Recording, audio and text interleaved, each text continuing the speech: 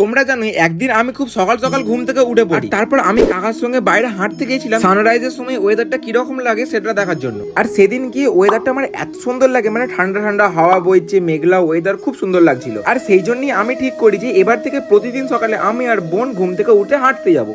ঠিক বলেছো। হেঁটে এসে আমি দেখি যে ঠাকুমা একদম পুরো রেডি হয়ে গেছে, আর আমাকেও বলে যে রেডি হওয়ার জন্য, কারণ ঠাকুমাকে নিয়ে যেতে হবে এখন পুজো দিতে, কারণ আমাদের এখানে একটা সন্তোষীমা পুজো হচ্ছে, তো সেইখানেই যাবো আমরা পুজো দিতে। তারপর আমি আর ঠাকুমা দুজন মিলে চলে আসি এখানে, এসে ঠাকুরকে পুজো দিয়ে মোমবাতি জেলে প্রার্থনা করতে থাকি। আর হ্যাঁ, তোমাদের তো এখন যাই না ঠাকুরটা, তো চলো দেখে নাও আমাদের এখানে সন্তোষী মাতা ঠাকুর।